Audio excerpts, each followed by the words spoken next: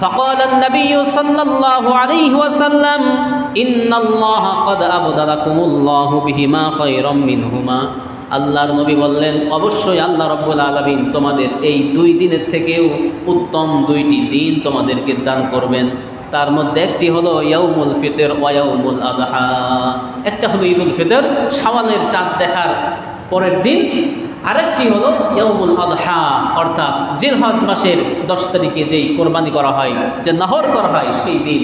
এই 2টি দিন আল্লাহ তাআলা কদ আবদালাকুমুল্লাহু খায়রাম মিনহুমা, যেই 2 দিন তোমরা আনন্দ করতে তার থেকেও উত্তম দিনে তোমাদেরকে পরিবর্তন করে দিলেন। কাজেই এই 2 ঈদ আসার পরে মুসলমানদের জন্য আর কোনো ঈদ থাকতে পারে না। অনেকে বলে ঈদে মিলাদুন নবী, আসলে ঈদে মিলাদুন নবী বলতে কোনো ঈদ নাই।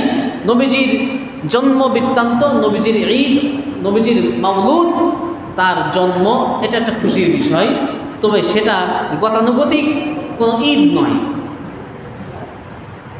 তো এই জন্য মুসলমানদের আনন্দ উল্লাসের জন্য আল্লাহ সুবহানাহু ওয়া তাআলা 2টি দিন দিয়েছেন। সেটি হলো একটা ঈদুল ফিতর, যেটা আগামীকাল আমাদের দেশে সংগঠিত হবে, আমাদের ভারতীয় উপমহাদেশে। অথচ ইতিমধ্যেই গতকালকেও আমাদের দেশে অনেক জায়গায় এই চাঁদপুরে ওখানে নাকি ঈদ হয়ে গেছে। দেখলাম এক ইমাম সাহেব নামাজ পড়াচ্ছেন মাত্র 7 জন মুসল্লি নিয়ে। ঈদ তাদের করা শেষ। আসলে এর কোনো ভিত্তি নাই। এটা হলো ব্রেন ওয়াশ করে, এমনভাবে তাদের ব্রেনকে শয়তান ওয়াশ করে যে এরা ভালো মন্দ আর কিছু বুঝতে পারে না, রাত দিন বুঝতে পারে না। পৃথিবীর কোথাও ঈদ হয় নাই, আমাদের বাংলাদেশের চাঁদপুরে ঈদ হয়ে গেছে, মুসল্লিও 7 জন। তো এটা কোনো ঈদ নয়। ঈদ হতে হলে চাঁদ যেমন দেখা লাগে, রাষ্ট্রপ্রধান, সরকার প্রধান ঘোষণা দিবে, সরকারিভাবে ঘোষণা হবে, একটা এলাকার বা একটা দেশের সকল জনগণ একসঙ্গে ঈদ পালন করবে। এটা হচ্ছে ঈদের বিভিন্ন শর্ত শারায়েত রয়েছে। তো এটা হলো ঈদের ইতিহাস, যে নবীজি সাল্লাল্লাহু আলাইহি ওয়াসাল্লাম মক্কা থেকে মদিনায় আসলেন, মদিনাবাসীদেরকে ঈদ পালন করতে দেখলেন, তিনি জিজ্ঞাসা করলেন, তারা বললেন এটা জাহেলি যুগের রেওয়াজ।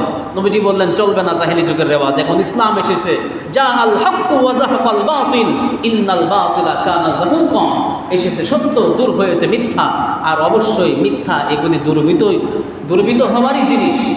মিথ্যা কখনো সুপ্রতিষ্ঠিত হতে পারবে না।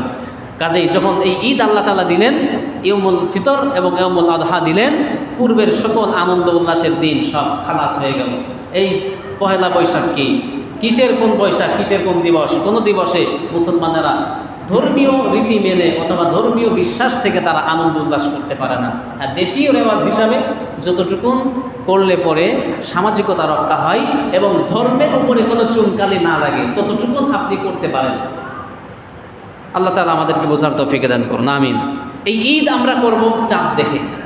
রোজা যেমন আমরা চাঁদ দেখে, রোজা যখন পশ্চিম আকাশে আমরা দেখতে পেরেছি তখন আমরা রোজা করেছি, সেহরি খেয়েছি, ঠিক অনুরূপভাবে নিয়ম হলো, সুন্নাহ হলো, হাদিসের নির্দেশনা হলো, যখন আবার চাঁদ দেখতে পাবো তখন আমরা রোজাকে ভঙ্গ করব, অর্থাৎ শাওয়াল মাসের চাঁদ যখন উদিত হবে আমরা এরপরের দিন ঈদ অংশগ্রহণ করব।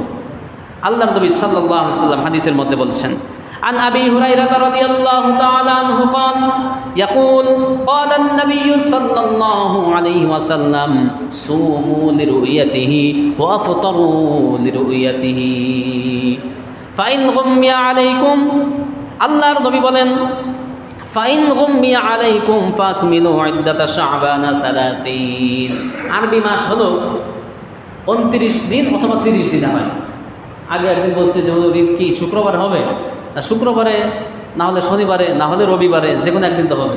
মানে ওনার হিসাব যে 29, 30 অথবা 31, এই 3-এর মধ্যে যে কোনো একদিন হবে। তা আসলে আরবি মাস কি 31 হয়? আরবি মাস 31 হয় না, বাংলা ইংরেজি অন্যগুলো হয়, আরবি মাস হয় না। আরবি মাসের নিয়ম হলো এটা 29 হবে অথবা 30 দিনে হবে। 31-এর জীবনেও যাবে না, 28 দিনেও হবে না।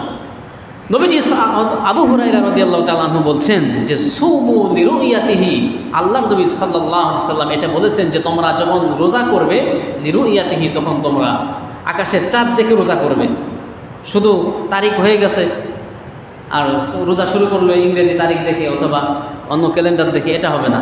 চাঁদ দেখতে হবে।